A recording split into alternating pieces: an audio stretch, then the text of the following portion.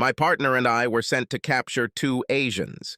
Both were transported to the hospital with non-life-threatening injuries, and our officers responded to the residence after obtaining a search warrant.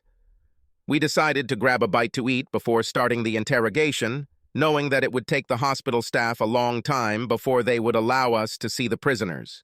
We took a table and noticed that the bar was starting to fill up. No one paid us much attention since we were in plain clothes and our badges and weapons were hidden from prying eyes in accordance with Sheriff's Department policy. 3 men in the booth to my left were talking loudly about a woman who wanted to have wild sex with 3 guys at a future meeting. When one guy mentioned a girl's name as Kinky Kiki, it caught my attention. My wife's name is Kinky Kennedy. As I stared at the guy, he turned to me and asked if he could help me. "Sorry, I heard what you were talking about, and I went to college with a girl named Kinky. You made me remember old times. She was hot and loved sex. She was about 5 feet 4 inches tall and had a flamingo tattoo on her upper left thigh." The guy laughed and said, "Well, it could be the same girl, only the flamingo has a palm tree and an island at sunset nearby. It's very colorful, and yes, she really loves hot sex. My boys and I were talking about trying it out as a threesome with her. Would you like to join?"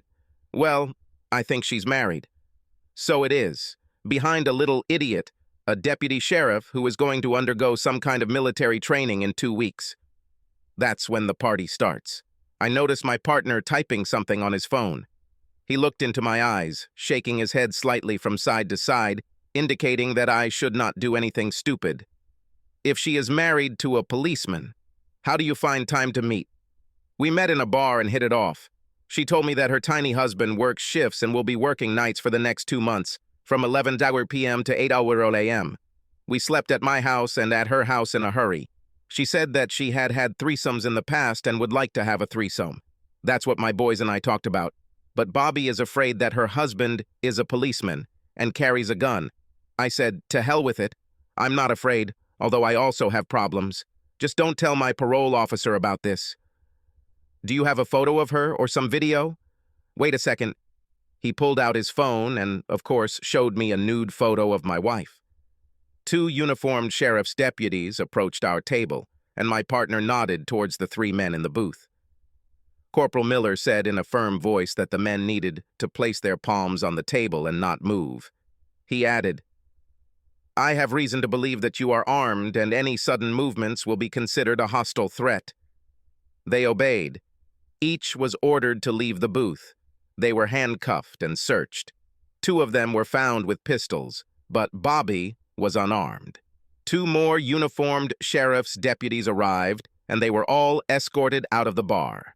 I wasn't hungry anymore, but I paid their bill, leaving a 20% tip for the waiter. Officers carried out searches on all 3, and the chatterbox was indeed a convicted felon on parole. The gun the other man had was apparently stolen.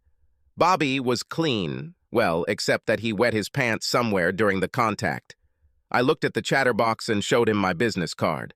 After he noted my name, he said, dumbfounded, "Well, this is some kind of bullshit." "You got it right," I said, putting my business card in his shirt pocket. My partner asked me what I was going to do with my wife. My answer was simple. With which wife? Subscribe to our channel so that your second chaff doesn't cheat on you, and go ahead and listen to the next story, because this story is nothing compared to the next one. If you're under 18, don't even think about listening to the next one.